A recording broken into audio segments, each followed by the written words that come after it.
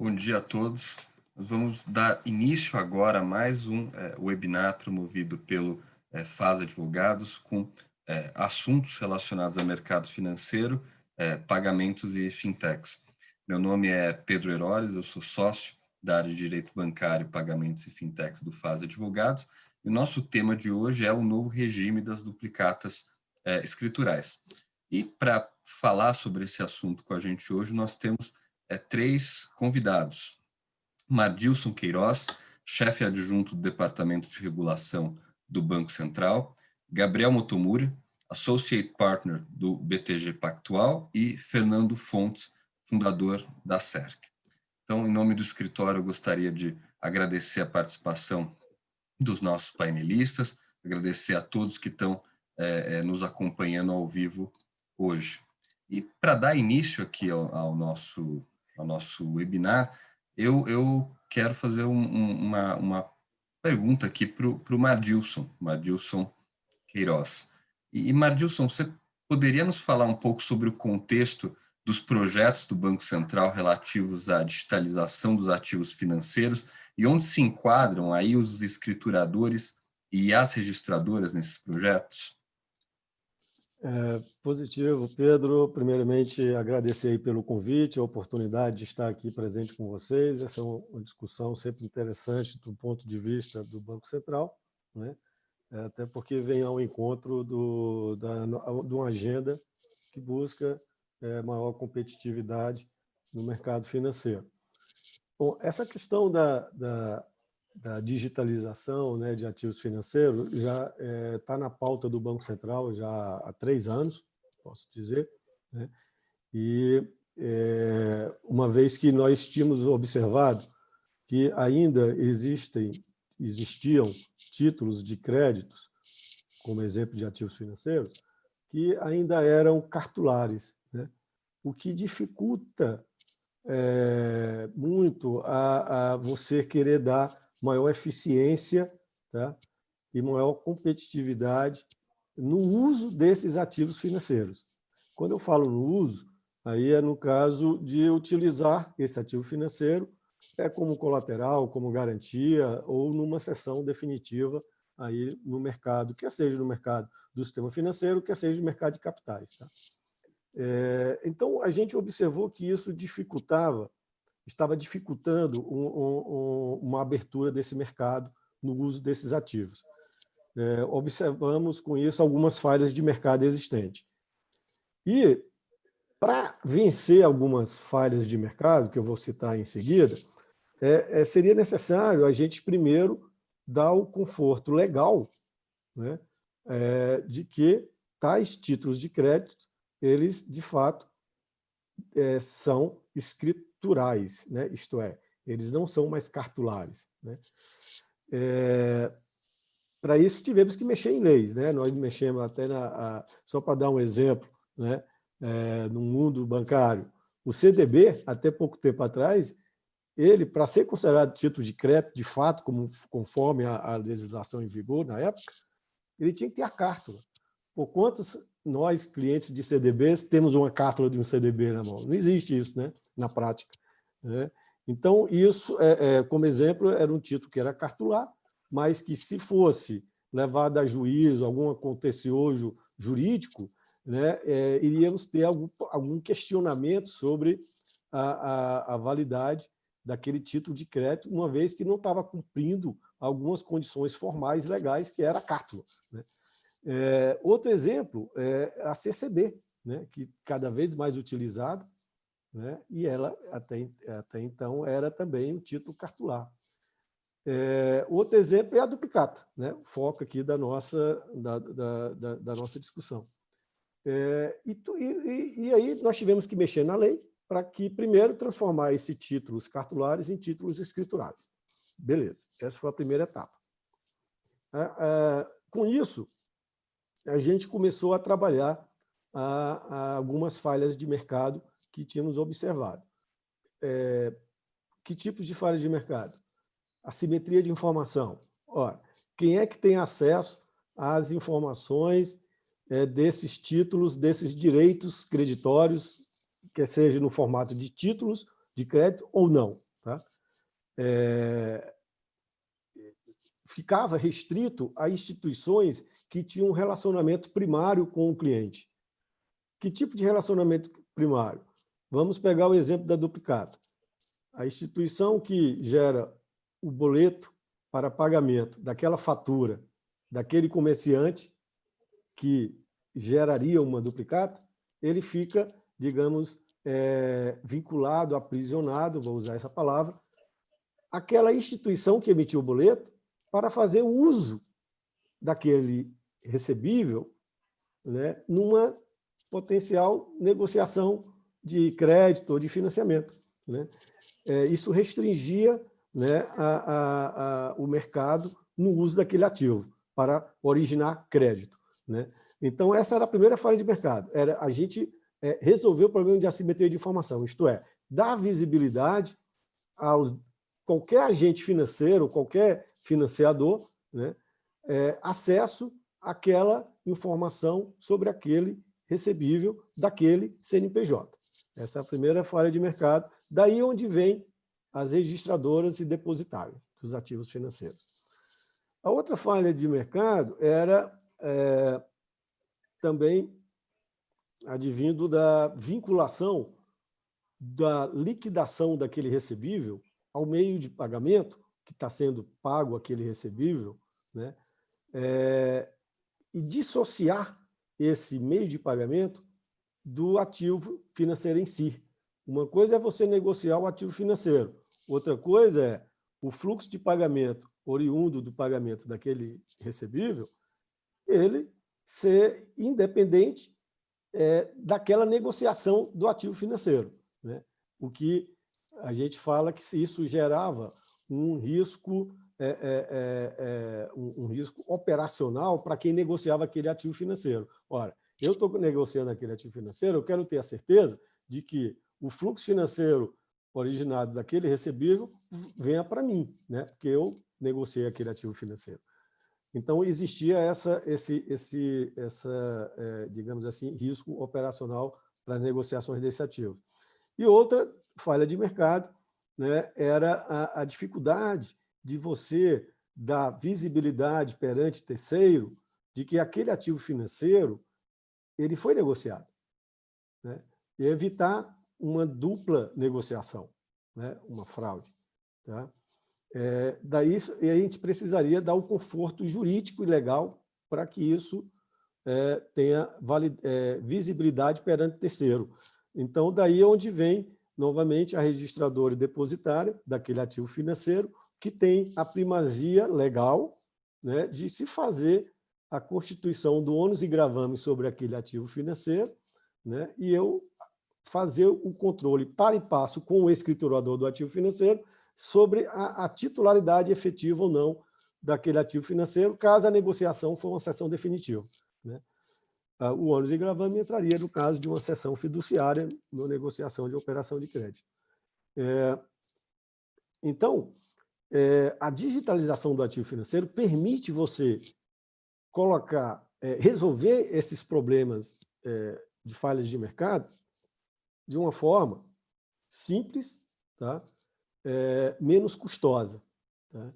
Porque, às vezes, você tem a falha de mercado, mas a solução ela pode ser mais custosa do que a própria falha de mercado, né? Você tem uma falha de mercado que gera um custo para o mercado, mas, dependendo, a solução para resolver aquele problema de mercado pode ser uma solução que traga um custo maior, né? Então, por isso que a gente precisa de ter um ativo digital, um ativo que não fosse mais do mundo papel, do mundo cartolado, né? E como o Brasil ele é muito evoluído nessa parte de registros e depósitos de ativos financeiros, né, a gente simplesmente uniu as pontas, né, e demos o conforto legal, operacional e mercadológico para que mais agentes do mercado pudessem atuar sobre esses ativos financeiros. Agora, para digitalizar um ativo financeiro, você precisa do escriturador, né? Que é aquela entidade no qual vai, de fato, criar os registros primários de que nasceu um título de crédito, né? O emissor daquele título contrata um escriturador e o escriturador vai fazer o registro primário de que aquele título existe, né? Então, a digitalização acabou trazendo a mais, além da registradora, o mundo do escriturador para ativos financeiros, um mundo muito comum nos valores imobiliários, no âmbito da CVM, mas ainda, digamos, no mundo do sistema bancário, tradicionalmente, os títulos bancários, o escriturador é o próprio emissor do título, que no caso são os bancos, né? Você pega o CDB. Onde é que está escriturado o CDB? Nos livros do sistema dos bancos. Eles são escrituradores e, ao mesmo tempo, emissores.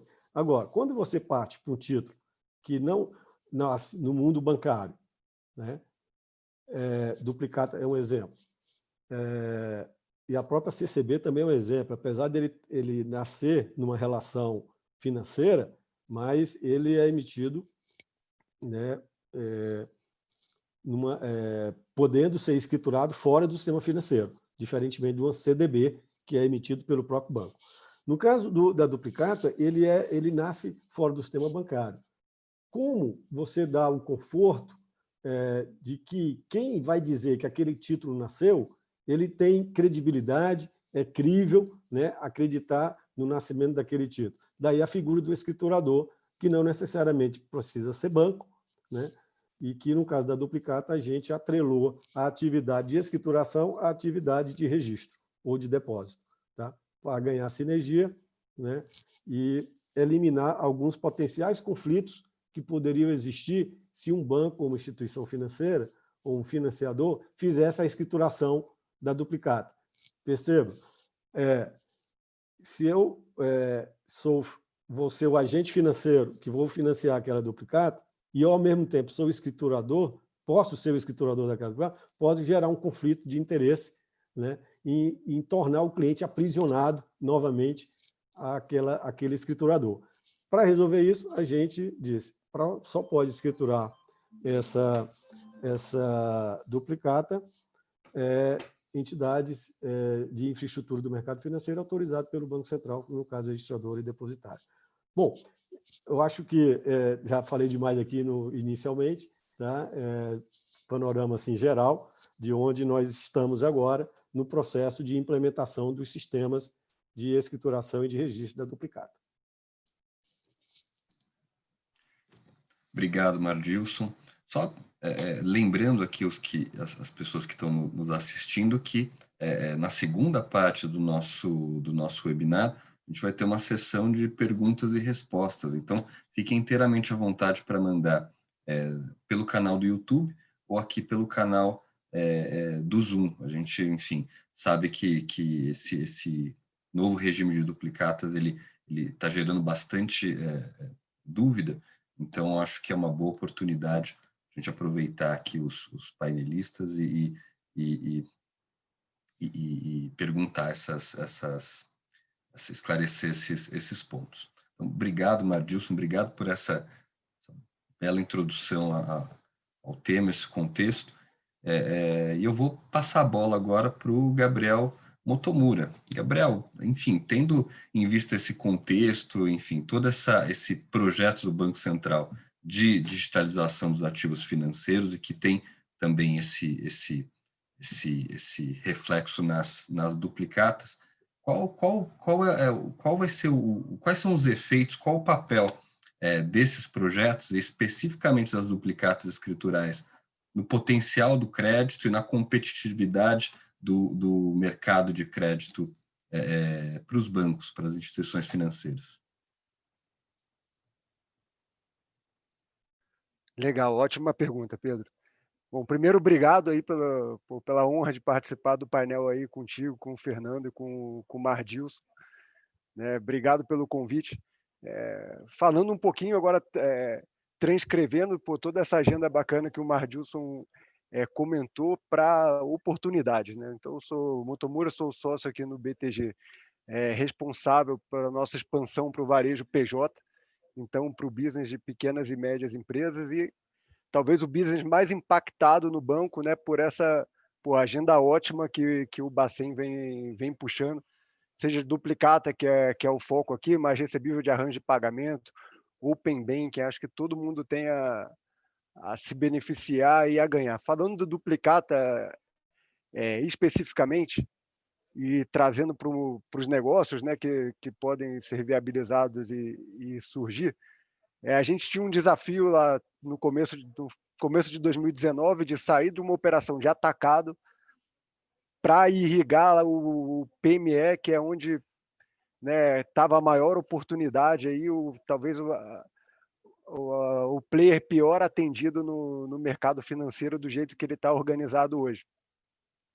E a gente tinha um caminho orgânico de fazer isso, que vai completamente alinhado com essa agenda, que é falar, cara, eu já tenho aqui os maiores grupos econômicos do Brasil como meus clientes, né, na nossa operação de investment banking, de banco de investimento como um todo. E se nós financiássemos os fornecedores desses nossos clientes? E começamos essa operação lá em começo de 2019, janeiro, tinha nada de carteira de crédito.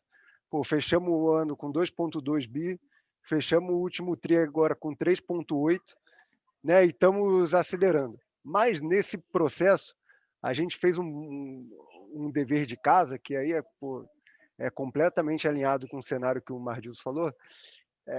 A regulação ela é boa, tanto do ponto de vista, né, de dar essa segurança jurídica, mas de escalabilidade também. Então, a época lá atrás, a gente fez uma rodada com os principais fundos multicedentes, multissacados, e tinha uma regra de bolsa que era aplicável para todas elas, que era, eu tinha um officer, uma pessoa que confirma a nota e uma pessoa para fazer a liquidação para cada 10 milhões de carteira de crédito. E a gente ficou com aquele negócio na cabeça, falou, cara, mas como que eu vou viabilizar um modelo escalável no tamanho da ambição que a gente quer chegar, se eu preciso de tudo isso e tem a parte do registro que eu não falei, que essas notas não eram registradas, né, na enorme maioria das vezes, e agora passa a ser registrada também. Então, quando a gente olha todo esse panorama, o que isso implica? O nosso capital, né, chega lá na ponta a um custo muito mais competitivo e melhor, tendo uma plataforma digital, 100% digital no nosso caso, né? Dando facilidade para o player agendar a liquidação quando ele quiser, tendo visibilidade de agenda. E com esse grau de formalização, não precisa falar muito, só ver como a gente está acelerando aí, né? E eu não diria nem ganhando o mercado, porque, na verdade, o que a gente está conseguindo fazer é chegar onde não tinha competição. E acho que outro ponto legal, quando você pega as pesquisas de linha de financiamento, todo mundo está focado em CCB e em crédito. Mas se você olha, por exemplo, os últimos números da Sebrae, o meio, né, de crédito mais usado pelo pequeno empresário, primeiro é o cartão de crédito, né, e a gente sabe da restrição que tem do cartão e do alto custo transacional, que a gente pode ficar para outra agenda, mas ninguém compra mercadoria no cartão porque você perde 2% da margem na largada, né, de FIIs transacionais. A segunda linha que está muito perto, salvo engano, 50% dos players usam cartão de crédito, 47% é prazo de pagamento para fornecedor, né, do mais usado. E se a gente olha em perspectiva, tudo que a gente já andou nesse mercado, se você olha o número de 10 anos atrás, então 2010, número do próprio Bacen, o saldo das operações de desconto de recebíveis e antecipação, era, grosso modo, 15 milhões de reais, 15 bilhões de reais. Né? Agora a gente está em 90 bilhões de reais.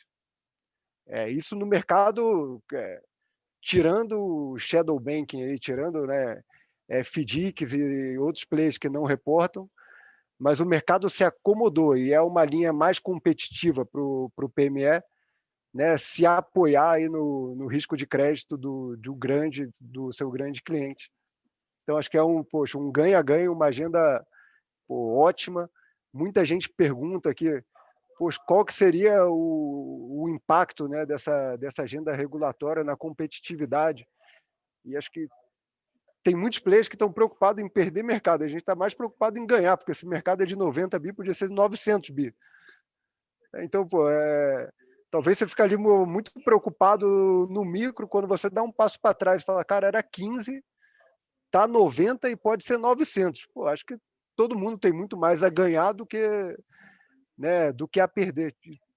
E tirando, pô, o PME lá na frente, que acho que, pô, é um motor fundamental aí da retomada da economia. Essa parte do Covid já trouxe uma preocupação maior em você fortalecer e sustentar toda a sua cadeia de valor. Então, a gente já vê, né, também as grandes empresas, os grandes âncoras que a gente fala, sempre tiveram uma preocupação com sua cadeia de valor, mas acho que agora que teve um impacto relevante global, talvez olhando com um carinho mais especial que o usual. Então, acho que a agenda também casou com essa retomada de pandemia e tem tudo para dar certo.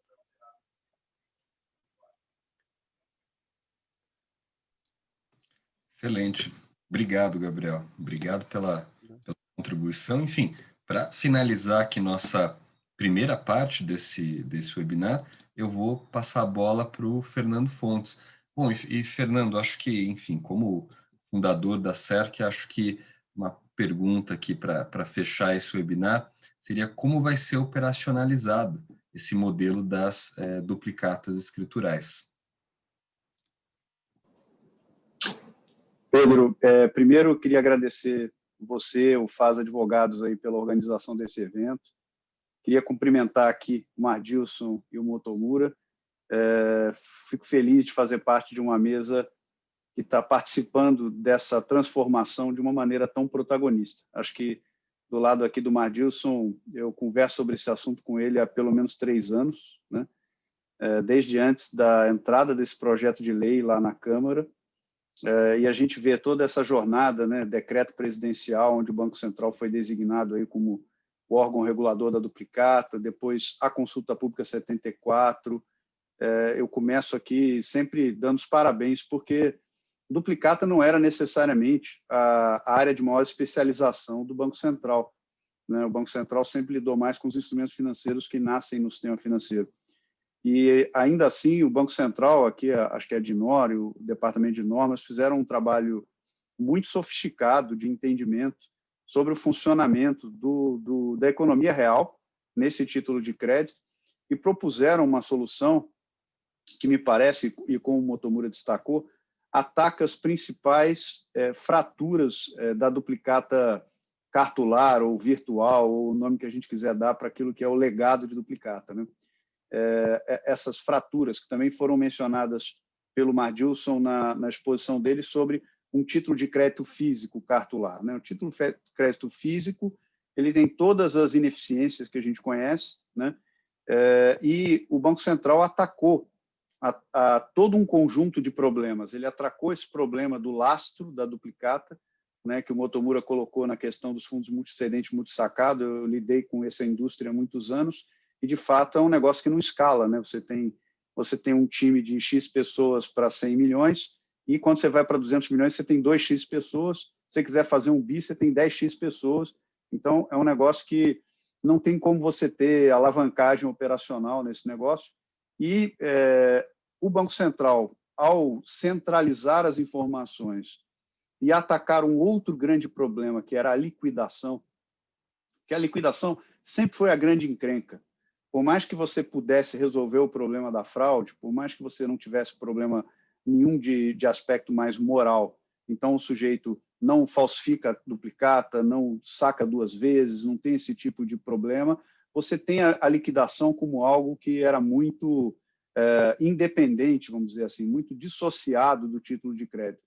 O sacado pagava de qualquer forma, pagava com cheque, com DOC, com boleto ou não sabia que boleto pagava. Então, esse headcount aí que o Motomura falou, muitas vezes não era nem só para confirmar se a mercadoria chegou, era para saber qual era o boleto que o cara tinha na mão, para saber se paga o boleto do banco A ou paga o boleto do banco B, ou faz um TED na conta do cliente, do fornecedor.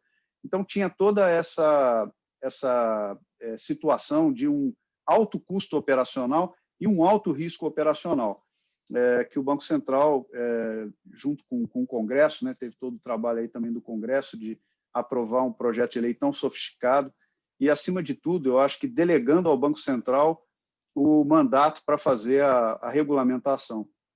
E aí a gente garante que a gente vai ter uma norma que evolui no tempo, né? Eu acho que o problema, quando você tem tudo definido na lei, é que você depende sempre do Congresso para fazer qualquer modernização. Agora não, agora a gente tem a lei que ela é principiológica e o Banco Central, como regulador, com a capacidade de fazer a evolução disso no tempo e a norma não envelhecer, né, numa forma equivalente a como envelheceu a Lei 5474 lá de 1968. Né? Então, assim, como a SERC ela atua no negócio de registro, Duplicata foi o primeiro produto, inclusive, para o qual nós fomos autorizados, aí o sistema foi autorizado para a Duplicata lá em 2018, então, Duplicata é o produto que a gente tem maior familiaridade e, obviamente, que assim que apareceu a oportunidade da Duplicata escritural, a gente se jogou na área, né? Se jogou na área aí como candidato, signatária de convenção e, obviamente, que a gente quer ter um papel importante dentro desse segmento de infraestrutura de mercado para Duplicata escritural, tanto como escriturador quanto como registradora. Né? Comento também que o grupo de signatários da convenção submeteu essa convenção de duplicatas ao Banco Central no último dia 29 de setembro, dentro do prazo que era definido lá na Circular 4016, que falava em 120 dias depois da entrada em vigência.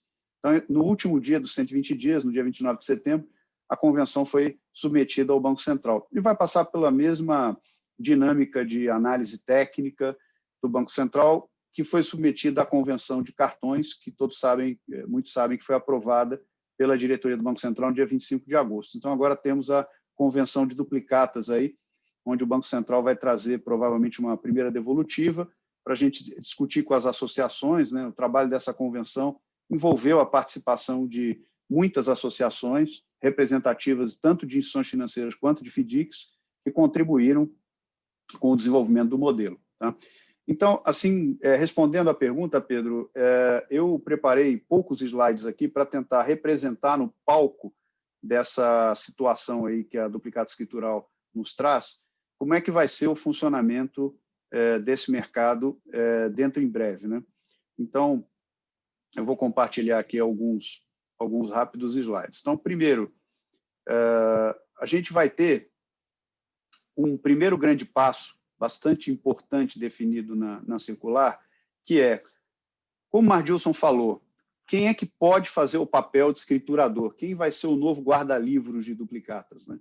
E o Banco Central, então, decidiu que essa função deveria caber às registradoras. Né? Então, as registradoras é que teriam, em função das questões trazidas pelo Mardilson, essa função de ser o guarda-livros. Para ser esse guarda-livros, tem que haver um contrato. Né? Então, a primeira coisa que eu queria mostrar é essa dinâmica onde você tem um sacador, né, que é uma indústria, por exemplo, que fornece parafuso lá para uma montadora. Né? Ela tem um banco ou uma IP com a qual ela trabalha, né, para fazer o cash management dela. Né?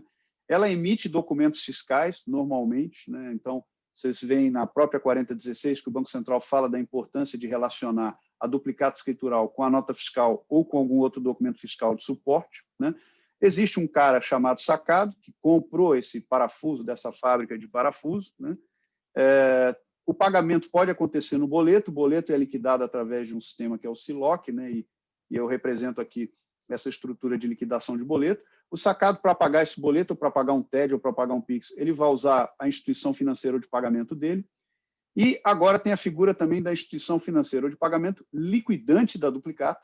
Vou falar um pouquinho dela aqui nessa discussão. Também tem a instituição financeira de pagamento de quem é o financiador.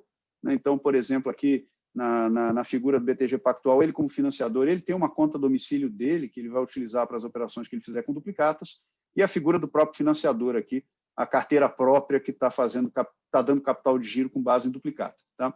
Então, imaginando esse cenário com uma infraestrutura de mercado aqui, prestando um primeiro serviço. Né? Você tem algumas figuras aqui de cash management, que são muito importantes. Né? Então, o banco do sacador, ou a IP do sacador, o banco do sacado, o IP do sacado, o banco ou IP do financiador e a instituição liquidante. Porque todo o fluxo financeiro que a gente vai ver aqui, ele passa por essas entidades. E você tem aqui o player mesmo, o lender aqui, né? O cara que está, de fato, dando capital de giro, dando funding, pode ser uma IF, uma SCD, pode ser uma Factor, um FDIC, alguém que vai atuar nesse modelo que o Banco Central definiu. Então, o que vai acontecer? A primeira coisa, tem que ter um contrato, tem que haver uma contratação. O sacador, ele contrata alguém para fazer o papel de guarda-livros dele, né? E ele emite documentos fiscais na dinâmica de vendas a prazo dele, tá? E também emite cobrança. Aqui pode ser cobrança hoje boleto, mas amanhã ou depois pode ser outros tipos de cobrança, cobrança Pix, outras coisas. Mas ele tem essas duas atividades, né? Emitir nota fiscal, emitir cobrança, botar a mercadoria no caminhão e mandar o boleto e a nota ou a maneira como ele trabalha, tá? Essa cobrança, se ele usar boleto, ela é registrada lá na PCR, na nova plataforma de cobrança. Os boletos são enviados, né? A gente está discutindo aqui uma integração também via a própria PCR, tem uma conversa aqui, o Banco Central está ajudando a fomentar entre a nova plataforma de cobrança e as registradoras, que vão escriturar as duplicatas. Então, você vai ter essa troca aqui, mas também pode ter a troca direto com o sacador. Já que o sacador tem contrato com o seu escriturador, ele pode mandar os boletos direto para o escriturador também, por exemplo. Tá? As notas fiscais também são obtidas para que sejam relacionadas com as duplicatas, que são emitidas de acordo com o que a própria norma estabelece. Então, essa aqui é a primeira grande etapa, que é a etapa de contratar escriturador e emitir duplicata. Ela começa com esse tipo de dinâmica. Depois, você tem uma etapa de apresentar essa duplicata para o sacado. Então, a lei fala que a duplicata, uma vez emitida, ela tem que ser apresentada, né? Então, por meio de um boleto, né? Existe aqui uma forma de apresentar o meio de pagamento da duplicata, né? O próprio boleto. Existe hoje o DDA, pode ter implementações aí dessa natureza que possam facilitar essa experiência, e também a própria apresentação ao sacado ou a IF do sacado, né? Que faz o cash do sacado, para que ele possa liquidar aquela duplicata para o domicílio correto, ou até mesmo manifestar um aceite ou uma recusa de uma duplicata que eventualmente ele desconheça, não fez aquela operação. Então, é a etapa aqui de apresentação, que é uma outra etapa que está prevista, para que ele possa, direto ou indiretamente, se manifestar perante o escriturador, né? E aí, dentro da estrutura de interoperabilidade, eu não botei aqui porque o desenho ia ficar muito complexo, mas você pode ter várias registradoras aqui integradas e o sacado pode estar conectado com a registradora 1, o sacador com a registradora 2 e o ecossistema de registradoras funcionar virtualmente como se fosse um único banco de dados, tá? Ele se manifesta e tal na apresentação. Depois disso, vem um passo que é muito interessante e diria que foi inspirado na indústria de recebíveis de cartão, de arranjo de pagamento, que é o movimento de fazer um opt-in, ter acesso a uma agenda de duplicatas, que é algo muito disruptivo. Na indústria de duplicatas, a gente não tinha esse conceito de agenda. Normalmente, um borderô com meia dúzia de títulos para o banco A, um borderô com outra meia dúzia de títulos para o FDIC B, mas ninguém tinha uma visão de agenda.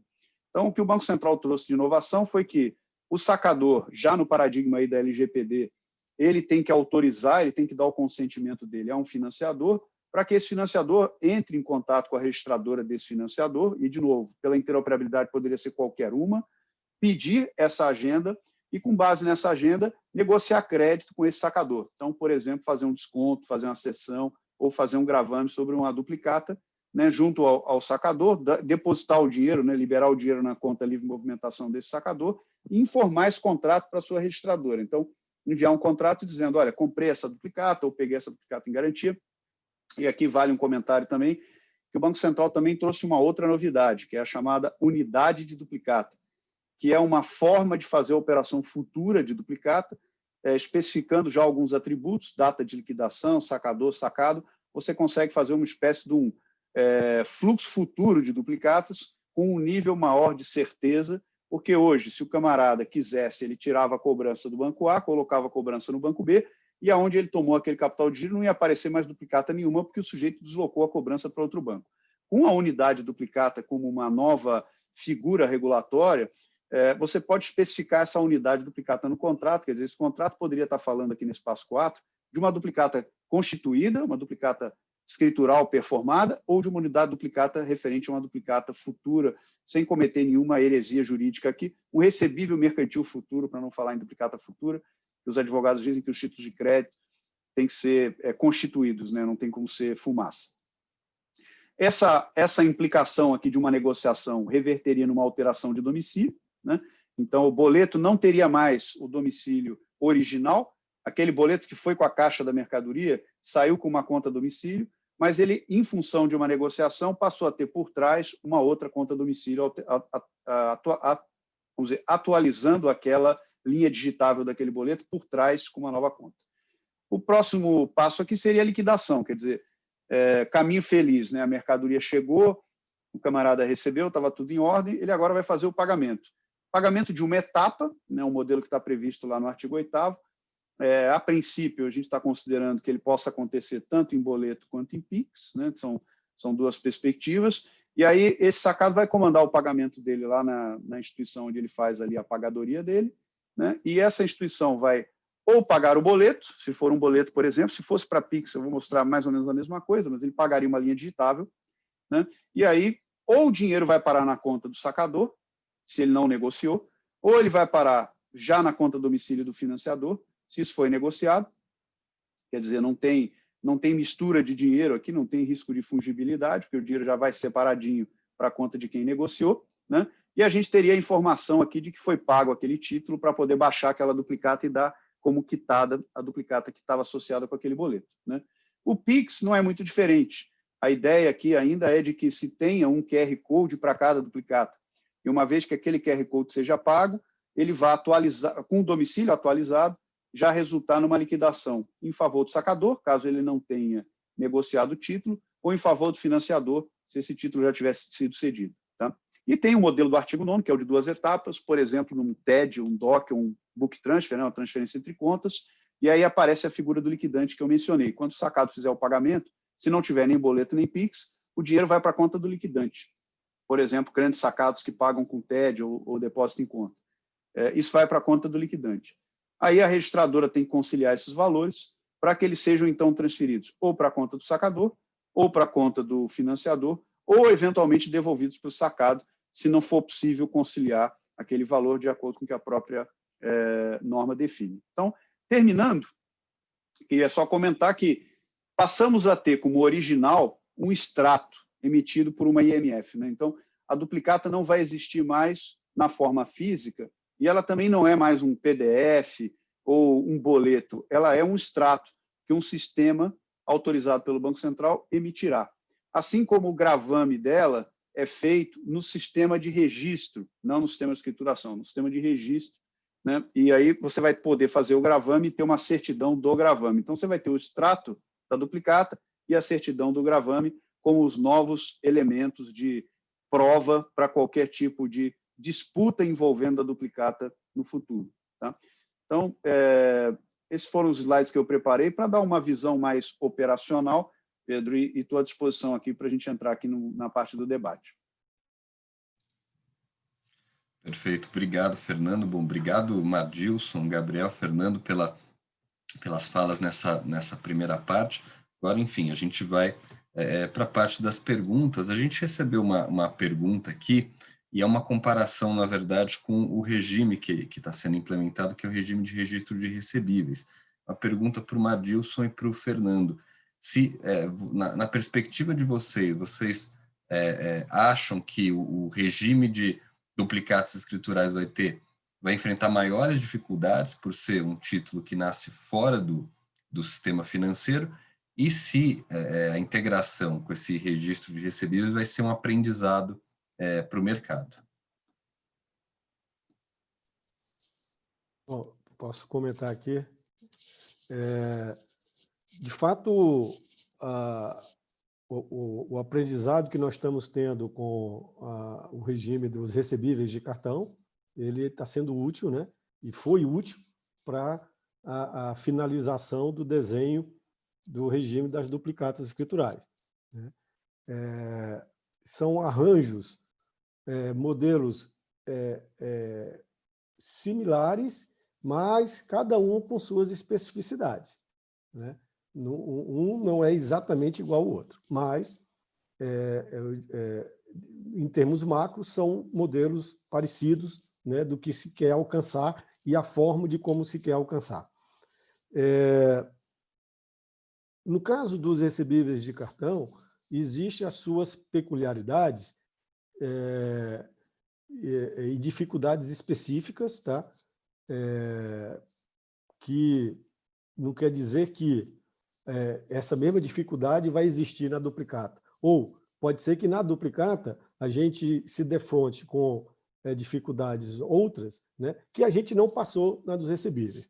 Vamos ser um pouco mais concreto nessa comparação. No mundo de recebíveis, a quantidade, a heterogeneidade de agentes envolvidos é muito grande. Tá? Você fala ali de emissor do cartão de crédito, você fala do credenciador, você fala do subcredenciador, você fala da registradora e você fala, né, do agente financiador. Né? Então, são muitos agentes envolvidos nesse ativo financeiro e na negociação desse ativo financeiro, o que torna mais complexo. Em compensação, ele é um ativo que já nasce eletrônico. Né? O recebível cartão de crédito, ele por construção, ele nasce eletrônico. Então, ele já tem essa facilidade, né? Até porque, motivo pelo qual não houve necessidade de alteração legal para fazer frente a isso. No caso da duplicata, eu tenho o meu entendimento, aí é particular meu, de que ele será mais simples, tá? Por dois motivos principais. O primeiro, porque nós passamos por um processo de aprendizagem dos recebíveis. Que processo foi esse de aprendizagem? A gente inovou na questão de conjugar regulação com autorregulação, né? Que é o tal da convenção. Né? Nós construímos o arcabouço regulatório e delegamos para a autorregulação complementar, né, naquilo que a norma estabeleceu, conforme eles, o mercado, entender melhor.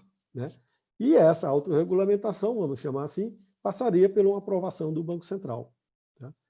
Então, esse foi um arcabouço, digamos assim, que a gente, de uma certa forma, inovou. Né? Isso traz sempre alguns percalços, alguns engasgos, ainda mais quando se envolve muitos agentes heterogêneos. O segundo ponto, isso a gente aprendeu, melhorou e trouxemos para a duplicata. O outro ponto que torna mais simples é que na duplicata, apesar de estarmos criando uma figura nova, que é o escriturador, que, no caso do mundo dos recebíveis de cartão, a analogia seria com o credenciador do recebível de cartão, né? Mas a gente não teve que criar o credenciador, ele já existia. No caso da duplicata, nós tivemos que criar o escriturador.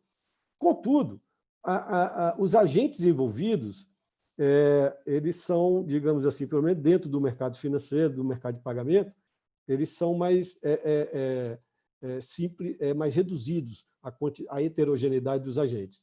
Né? A complexidade da duplicata vai estar na questão de que isso vai pegar desde a pequena empresa à grande empresa, né? Podendo até pegar micro, tá? Que a norma, por enquanto, deixou facultativo, né? Porque haverá necessidade de uma contratação entre a empresa e um escriturador. Né? Isso é uma atividade nova. Né? Isso pode demandar uma curva de aprendizagem no mercado, né? O que pode tornar o processo um pouco mais complexo. Mas, diante disso tudo, eu acredito que será mais simples na duplicata, né? O que não quer dizer que alguns desafios existem. Né? Nós estamos construindo, inclusive, instrumentos de pagamentos adaptados, como o Fernando falou, para a duplicata. Então, vamos mexer no boleto, já vai nascer um Pix específico para a duplicata. Então, são coisas novas, né? E que tudo, como é novo, ele demanda uma certa curva de amadurecimento e de aprendizagem do mercado. É isso. Bom, vou complementar aqui. Primeiro, concordo bastante com o que o Madilson falou, e eu acho que é uma distinção entre a experiência de recebível de cartão e duplicata escritural. Primeiro, a experiência de recebível de cartão foi a primeira, né, como o Madilson falou, desse híbrido de regulação e autorregulação foi a primeira. Então, assim, foi um aprendizado muito grande de como lidar com isso, de até onde a regulação estabeleceu a sua fronteira e aonde a convenção passou a dispor sobre o funcionamento do modelo. E teve um desafio adicional, no meu ponto de vista, que nós tínhamos 2 tipos de entidade na mesa. Você tinha os lenders aqui, né, os financiadores, e você tinha os pagadores, né, os adquirentes, subadquirentes, os pagadores. Então, para toda decisão que nós precisássemos tomar, nós precisávamos tentar encontrar um consenso entre essas 2 partes, né? E, obviamente, que havia muitos temas em que essas partes estavam em conflito. A gente pode falar de um assunto aqui, eu e o Mardilson, que habitou as discussões durante 1 ano e meio, que é o chargeback, né? Então, o chargeback ele foi um assunto que ele não saiu da sala até hoje, porque, obviamente, que é um assunto que implica em transferir problema para o lado de quem financia ou para o lado de quem paga, né? Ou você vai pagar menor, porque você vai deduzir o chargeback do que você paga, mas aí eu recebo a menor, né? Mas eu não quero receber a menor, então o chargeback não é meu. Se nós fôssemos ter a mesma jornada aqui, colocando os sacados na sala, você imagina se a gente tivesse que botar os financiadores de um lado e as grandes corporações para discutir coisas como, por exemplo, glosa de duplicata, né? Que é um chargeback no mercado de B2B, tem a glosa. E você tivesse que sentar com os grandes varejistas, né? Com a Associação Abras, né? Associação de Supermercados, e do outro lado com os bancos, né? Com a Febraban, com a BBC, também ia ser uma jornada impossível, porque, de fato, você está colocando um assunto na mesa que é um título de crédito, uma vez negociado, agora como é que fica, né? O sujeito pode glosar o título de crédito, não pode glosar, pode fazer compensações. No caso do recebível de cartão, não era bem um título de crédito, mas eu acho que, do ponto de vista de projeto, de coordenação, vamos dizer assim, eu acho que recebível de cartão foi bem mais difícil que duplicata, do ponto de vista de coordenação. Pelo fato de que você tinha que buscar o tempo todo uma solução que equilibrasse, né, as expectativas dos 2 entes representados nessa discussão, sem entrar no mérito, sem fazer juízo da posição de A ou de B, até porque foram vários os pontos onde essa situação de conflito se colocou.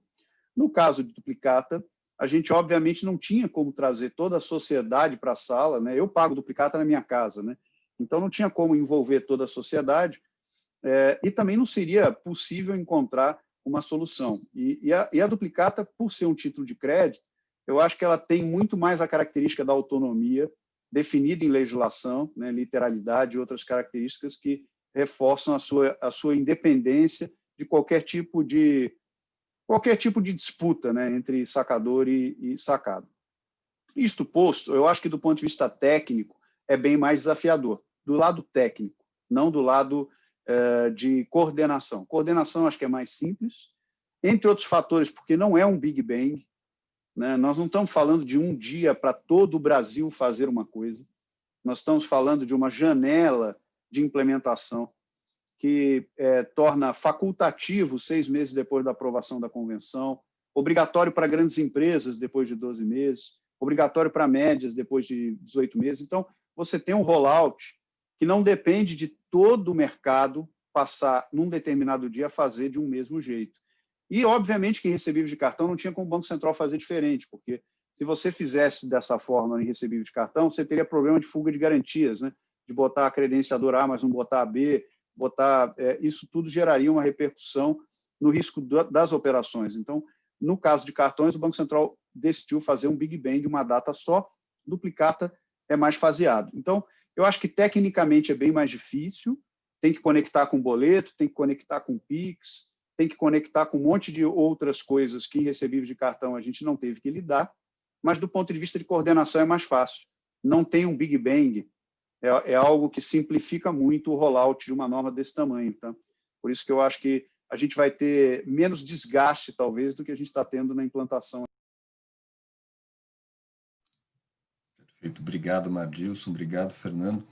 Curiosamente, a gente recebeu diversas perguntas aqui sobre o regime de registro de recebíveis. Provavelmente pessoas aqui querendo aproveitar a participação de vocês. Enfim, eu vou Até para a gente se manter no tempo, eu vou fazer uma última pergunta aqui, o nosso tempo previsto de 1 hora para o webinar, eu vou fazer uma última pergunta para o Gabriel, que a gente recebeu.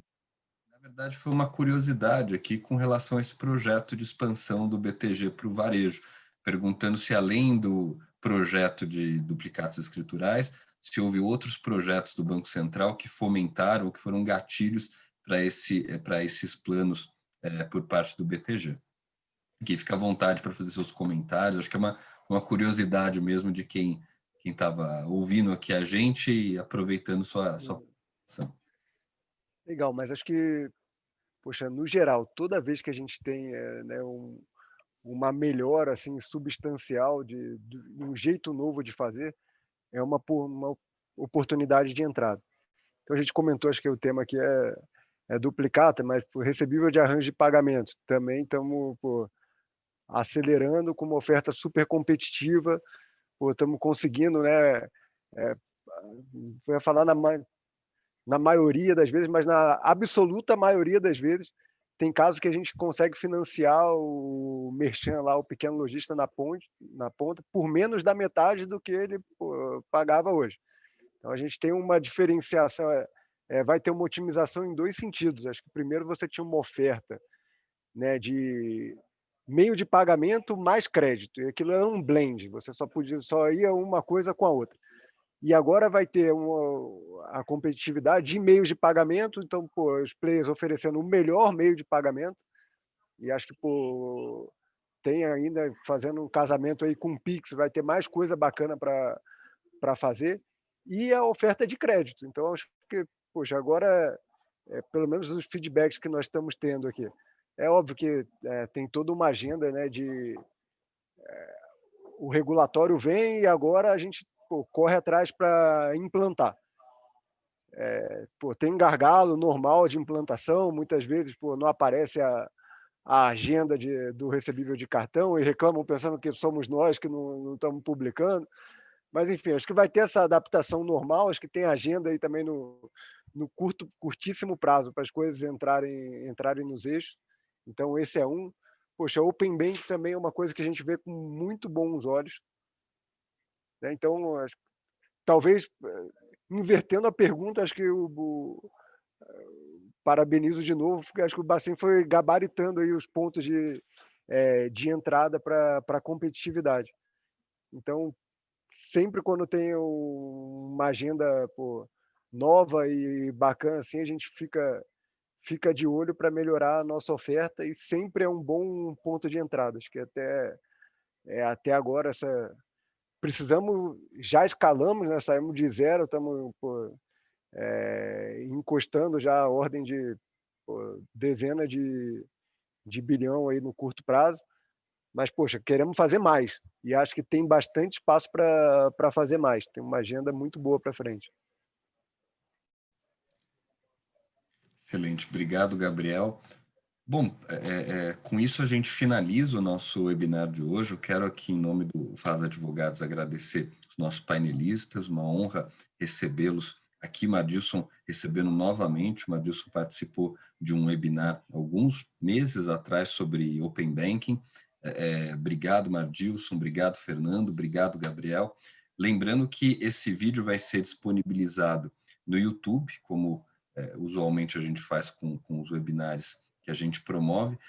Acho que a gente teve uma explicação bastante completa de um assunto muito, muito técnico e que gera muita dúvida, pelo menos o que a gente tem observado com o regime de registro de recebíveis. A gente teve todo o contexto aqui do Banco Central, a visão dos financiadores, a visão operacional, registradoras. Então, esse vídeo vai ser disponibilizado, quem quiser ver de novo, repassar todos esses pontos, acho que a gente reuniu aqui um material excelente, de primeiríssima qualidade. Então, muito obrigado a vocês pela participação, obrigado a todos que nos acompanharam hoje ao vivo e até a próxima. Obrigado. Obrigado, obrigado. Um abraço, Motomura, um abraço, Madilson. Um abraço, pessoal. Obrigado, Obrigado. pessoal, um abraço. Tchau.